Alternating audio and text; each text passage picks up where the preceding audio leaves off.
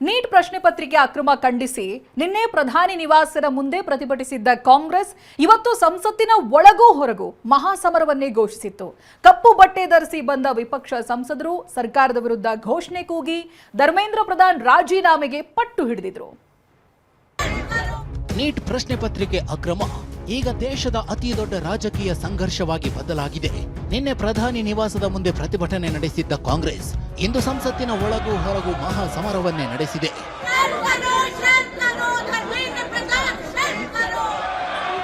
ರಾಹುಲ್ ಗಾಂಧಿ, ಪ್ರಿಯಾಂಕಾ ಗಾಂಧಿ ಸೇರಿ ವಿಪಕ್ಷ ಸಂಸದರು ಇಂದು ಕಪ್ಪು ಬಟ್ಟೆ ಧರಿಸಿ ಸಂಸತ್ತಿಗೆ ಆಗಮಿಸಿದ್ರು. ಸಂಸತ್ತಿನ ಹೊರಗೆ ಕೇಂದ್ರ ಸರ್ಕಾರದ ವಿರುದ್ಧ ಘೋಷಣೆ ಕೂಗಿದ್ರು. ಧರ್ಮೇಂದ್ರ ಪ್ರಧಾನ್ ರಾಜೀನಾಮೆ ನೀಡುವಂತೆ ಒತ್ತಾಯಿಸಿದ್ರು. ಈ ಪ್ರತಿಭಟನೆಯಲ್ಲಿ ಎಸ್ಪಿ ಮುಖ್ಯಸ್ಥ ಅಖಿಲೇಶ್ ಯಾದವ್ ಕೂಡ ಭಾಗಿಯಾದರು.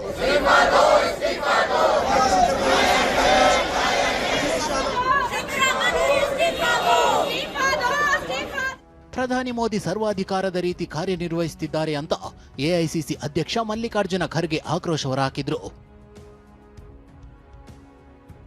ये डेमोक्रेटिक गवर्नमेंट नहीं है, ये डिक्टेटरशिप पे चला रही है। लेकिन हमारे जो बड़े नेता हैं उनको कुचलने की कोशिश अगर आप करेंगे फिर लाखों में लोग उठेंगे, फिर उस वक्त तुम कंट्रोल नहीं कर पाएंगे। और हम डरने वाले लोग नहीं हैं, हम लड़ते रहेंगे। कल आप पछताएंगे कि हमने जो राहुल जी के लिए किया या प्रियंका जी के लिए किया ये ठीक नहीं है, उसी का परिणाम हम भुगतना पड़ रहा है। ಇನ್ನು ಸರ್ಕಾರದ ವಿರುದ್ಧ ವಾಗ್ದಾಳಿ ನಡೆಸಿದ ಪ್ರಿಯಾಂಕಾ ಗಾಂಧಿ ನಾವು ವಿದ್ಯಾರ್ಥಿಗಳಿಗೆ ಧ್ವನಿಯಾಗಿದ್ದೇವೆ ಅಂದ್ರು. हम स्टूडेंट्स के साथ हैं और उनकी आवाज उठा रहे हैं। स्टूडेंट्स के साथ जो हुआ वो आप ही बताइए सही है कि गलत है। बच्चे हैं सारे, प्रोटेस्ट कर रहे हैं, कोई ऐसे प्रोटेस्ट नहीं है, जेन्युइन इशू है, जेन्युइन प्रॉब्लम है। सारे इस देश के सारे माँ बाप जानते हैं, इस देश के सारे स्टूडेंट्स जानते हैं, इस देश के सारी टीचर्स भी जानती हैं, सब जानते हैं। तो एक जेन्युइन मामला है, जेन्युइन इशू है, उस पे स्टूडेंट सिर्फ अपना अधिकार मांग रहे हैं और कुछ नहीं मांग रहे हैं। वो सिर्फ ये कह रहे हैं हमें अपना अधिकार दो। बच्चे इतना संघर्ष करके पढ़ाई करते हैं, अपने लिए एक फ्यूचर देखते हैं, आप उस फ्यूचर को बिगाड़ रहे हो। ಕಪ್ಪು ಬಟ್ಟೆ ಧರಿಸಿಯೇ ಲೋಕಸಭೆಗೆ ಬಂದ ಪ್ರತಿಪಕ್ಷ ಸಂಸದರು ಕಲಾಪ ಆರಂಭವಾಗ್ತಿದ್ದಂತೆ ಘೋಷಣೆ ಕೂಗಲು ಆರಂಭಿಸಿದ್ರು. ಸದನದ ಬಾವಿಗಿಳಿದು ಪ್ರತಿಭಟನೆ ನಡೆಸಿದ್ರು. ಮೂರನೇ ದಿನವೂ ಗದ್ದಲ ತೀವ್ರವಾಗ್ತಿದ್ದಂತೆ ಲೋಕಸಭೆ ಕಲಾಪವನ್ನ ಹಲವು ಬಾರಿ ಮುಂದೂಡಲಾಯಿತು. ಇತ್ತ ರಾಜ್ಯಸಭೆಯಲ್ಲೂ ಪರಿಸ್ಥಿತಿ ಭಿನ್ನವಾಗಿರಲಿಲ್ಲ. ಮಲ್ಲಿಕಾರ್ಜುನ ಖರ್ಗೆ ವಿಷಯ ಪ್ರಸ್ತಾಪಿಸುತ್ತಿದ್ದಂತೆ ಗದ್ದಲ ಹೆಚ್ಚಾಗಿ ರಾಜ್ಯಸಭೆಯನ್ನು ಮುಂದೂಡಲಾಯಿತು. ಲೋಕಸಭೆಯಲ್ಲಿ ಪ್ರತಿಕ್ರಿಯಿಸಿದ ಸಂಸದ ಕೆಸಿ ವೇಣುಗೋಪಾಲ್ ಧರ್ಮೇಂದ್ರ ಪ್ರಧಾನ್ ರಾಜೀನಾಮೆ ನೀಡುವವರೆಗೂ ನಾವು ಚರ್ಚೆ ಮಾಡೋದಿಲ್ಲ ಅಂತ ಪಟ್ಟು ಹಿಡಿದ್ರು. आप चर्चा चाहते हैं, ऑपोजिशन सरकार चर्चा को तैयार है सर। आप पूरी चर्चा में बोलना ना वेणुगोपाल जी, आप जितना समय चाहोगे बोलेंगे हम पूरी चर्चा में बोलेंगे सर। हम चाहता है हम सर, हमारा डिमांड वेरी क्लियर है, education minister should be resign. Then one more. आप चर्चा में if you accept adjournment motion पर चर्चा करो सर। अध्यक्ष महोदय जी, adjournment motion. ಲೋಕಸಭೆಯಲ್ಲಿ ಮಾತನಾಡಿದ ಎಸ್ಪಿ ಸಂಸದ ಅಖಿಲೇಶ್ ಯಾದವ್ ಇದು ರಾಜಕೀಯ ವಿಚಾರ ಅಲ್ಲ, ವಿದ್ಯಾರ್ಥಿಗಳು ಯುವಕರ ವಿಚಾರ ಆಗಿದೆ ಅಂತ ಆಕ್ರೋಶ ಹೊರಹಾಕಿದ್ರು.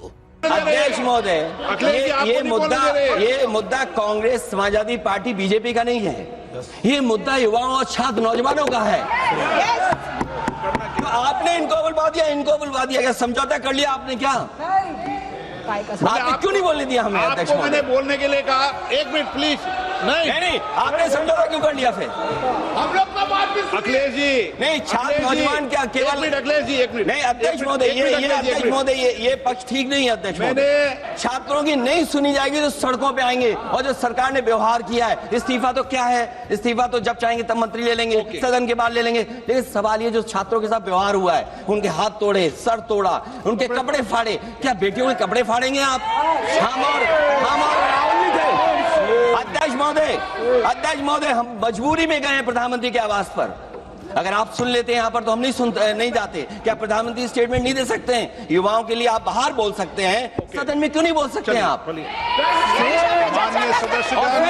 ಈ ವೇಳೆ ಪ್ರತಿಕ್ರಿಯಿಸಿದ ಸಂಸದೀಯ ವ್ಯವಹಾರಗಳ ಸಚಿವ ಕಿರಣ್ ರಿಜಿಜು, ನಾವು ಚರ್ಚೆ ಮಾಡೋಕೆ ಸಿದ್ಧ ಇದ್ದೇವೆ, ವಿಪಕ್ಷಗಳು ಸಮಯ ಹಾಳು ಮಾಡೋದು ಬೇಡ ಅಂತ ಹೇಳಿದ್ರು.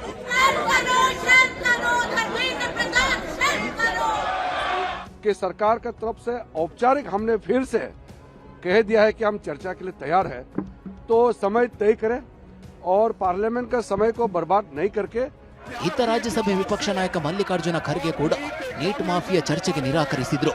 ಮೊದಲು ಧರ್ಮೇಂದ್ರ ಪ್ರಧಾನ್ ರಾಜೀನಾಮೆ ನೀಡಲಿ, ಅದಾದಾಗ ಮಾತ್ರವೇ ನಿಷ್ಪಕ್ಷಪಾತ ಚರ್ಚೆಯಾಗುತ್ತೆ ಅಂತ ಹೇಳಿದ್ರು.